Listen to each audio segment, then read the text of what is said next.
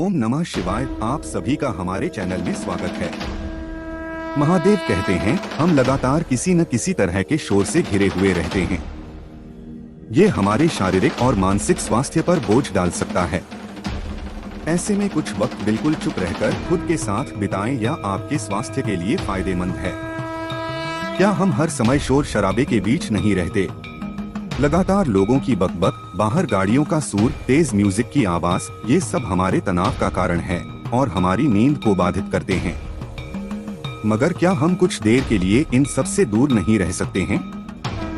जी हाँ, हम खुद के साथ वक्त बिताकर और कुछ देर सिर्फ अपने विचारों के साथ शांति का आनंद ले सकते हैं। इंसान के सभी दुखों का कारण बोलना ही है, क्योंकि आवश्यकता से अधिक बोलना ही दुखों का कारण बनता है। इसलिए कम बोले, सटीक बोले, मधुर बोले और सबसे जरूरी जितनी आवश्यकता उतना ही बोले। वानिया बोलना ही नहीं बल्कि मौन में भी शक्ति होती है।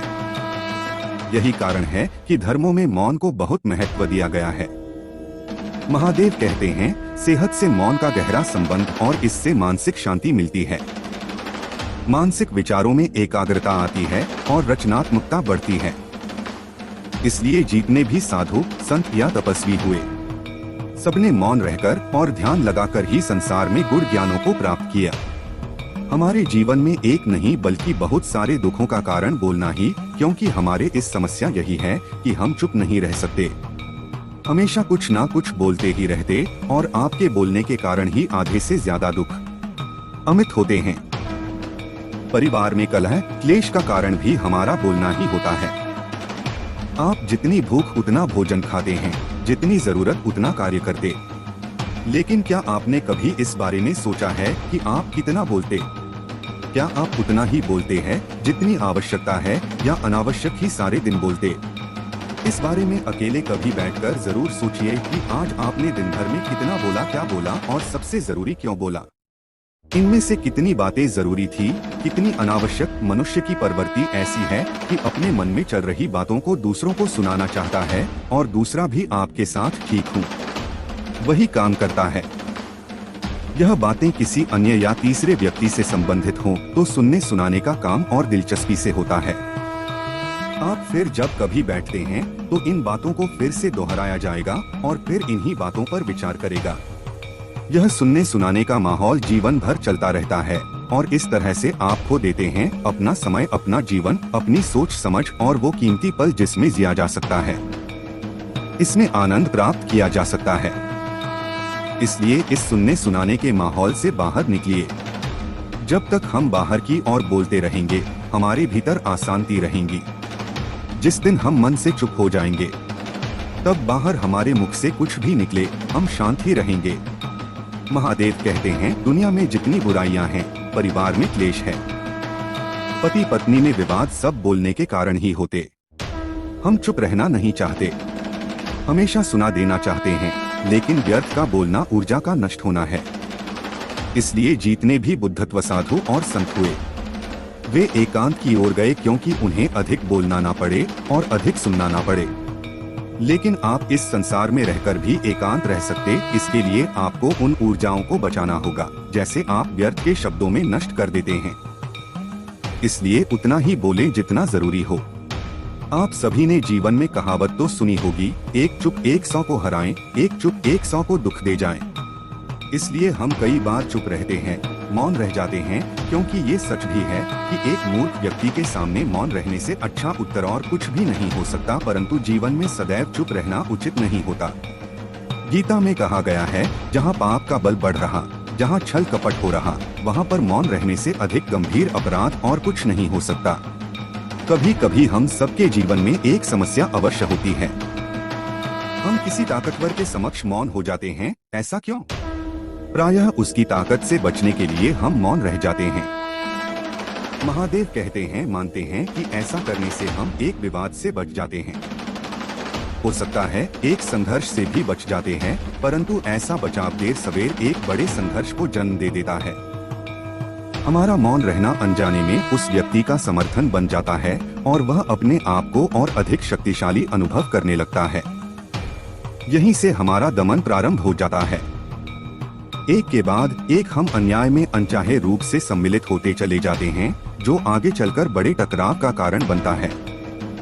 तो फिर आप लोग कहेंगे कि इसका तोड़ के यह समझने के लिए यह जानना आवश्यक है कि ऐसी कौन सी बात है जो विरोध करने से रोक दी।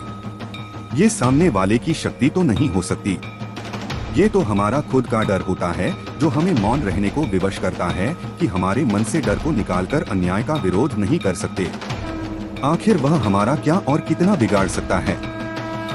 जरा सोचिए, ऐसा करने से हमारा मन कितना मुक्त, कितना हल्का अनुभव करेगा। इतिहास साक्षी की पापियों की उद्दंडता ने संसार को उतनी हानि नहीं पहुंचाई जितनी कि सज्जनों के मौन ने पहुंचाई है। यदि कोई मूर्ख बोल रहा है तो मौन रहना उचित है, परंतु यदि कहीं छल हो रहा है, अपराध हो रहा है, तो उठिए और विरोध कीजिए, क्योंकि आपके लिए ना सही आने वाली पीढ़ी के लिए यह मौन घातक सिद्ध हो सकता है।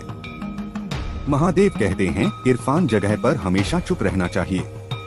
जब कोई आदमी आपके सामने किसी तीसरे आदमी की बुराई कर रहा, तब तुम्हें चुप रहकर बस सुनना चाहिए। अपनी राय व्यक्त नहीं करनी चाहिए, क्योंकि जो आज आपके सामने किसी तीसरे की बुराई कर रहे हैं, वह कल किसी और के सामने आपकी बुराई भी कर सकता है। यदि आपने कुछ कहा हो, तो यदि आपको किसी घटना या किसी विषय पर अधूरी जानकारी है, तो चुप रहना ही उत्तम है, क्योंकि अधूरा ज्ञान बड़ा घातक होता है और ये आपको हंसी का पात्र भी बना सकता है और या किसी मुसीबत में भी डाल सकता है।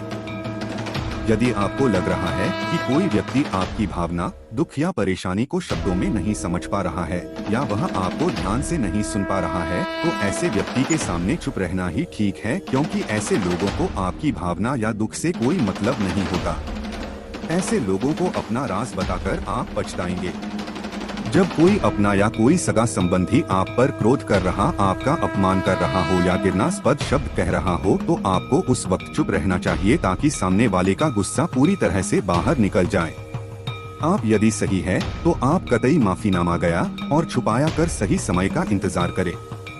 वो खुद ही आपसे माफी मांग लेगा या उसे अपनी गलती का एहसास हो जाएगा। एक समय की बात है, एक गांव में एक सफल व्यापारी रहता था। उसके पास एक अच्छी बड़ी दुकान थी और आमदनी भी इतनी थी कि गांव में सबसे ज्यादा अमीर वही था। हर आदमी उससे अच्छे से बात करता और वह लोगों की बहुत मदद भी करता था। वो दिन रात मेहनत और बाकी समय में पूजा पाठ भी करता, इसलिए बहुत से लोग इज्जत करते थे। पर उस व्यापारी की एक बुरी आदत थी, वो जल्दी गुस्से में आकर लोगों से भला बुरा कह देता था, जिससे गांव के बहुत से लोग उससे नाराज रहते और जब वो नाराज लोगों को बनाने जाता तो वो लोग नहीं मानते, तो उसको और गुस्सा आ जाता। वो उसको और बुरा भला कह देता। फिर बाद में व्यापारी को बहुत बुरा लगता है। एक बार गांव में एक बहुत ही ज्ञानी सुन पाए। कुछ ही दिनों में दूर दूर तक उनके ज्ञान के चर्चे होने लगे। यह बात व्यापारी तक पहुंची। वह दौड़कर संत से मिलने पहुंचा। व्यापारी ने संत की बहुत सेवा की और अपनी सारी समस्या बताई। संत ने व्यापारी से कहा, तुम बहुत सारे कागज के टुकड़े लो और पूरे गांव में फेंको, फिर मेरे पास आना। व्यापारी बिना सोचे समझे दिन भर कागज के छोटे छोटे टुकड़े पूरे गांव में फैला देते हैं और फिर संत के पास पहुंच जाता है। संतुष्ट व्यापारी से कहते हैं, तुम्हारी समस्या का समाधान मिल गया, बस तुमको एक काम करना है। तुम जाकर उन सभी कागज के टुकड़ों को इकट्ठा करके यहाँ ले। अपने समस्या का समाधान पाकर व्यापारी बिना कुछ सोचे समझे उन कागज के टुकड़ों को इकट्ठा करने पहुँच जाता है। बहुत देर कोशिश करने के बाद व्यापारी को यह समझाता है कि ये काम करना तो नामुमकिन है। दौड़कर संत के पास जाता है और कहता है, आपने जो काम दिया है वो असंभव है, मैं चाहकर भी पूरा नहीं कर सकता। संत मुस्कुराते हैं और कहते, बेटा मैं भी यही कहना चाहता हूँ, किसी को कहे अपशब्द वापस नहीं आ सकते, इसलिए हमेशा सोच समझकर बोलना चाहिए। आज के बाद तुम ये बात अपने मन में अच्छे से बिठा लो, चाहे कुछ भी हो जाए तुमको किसी को अपशब्द नहीं बोलना है। संत से प्राप्त इस ज्ञान से व्यापारी की आंखें खुल जाती हैं। वह दोबारा कभी किसी को गुस्से में कुछ बोलने वाला रहता है तो उसको कागज के टुकड़ों का उदाहरण याद आ जाता है। इस कहानी से हमें क्या सीख मिलती है? ये कितनी भी मुश्किल क्यों ना, हमें किसी को आप शब्द नहीं बोलने चाहिए, क्योंकि आप शब्द से हुए नुकसान की भरपाई करना संभव नहीं है और किसी को गलत शब्दों से ठेस नहीं पहुंचाना चाहिए।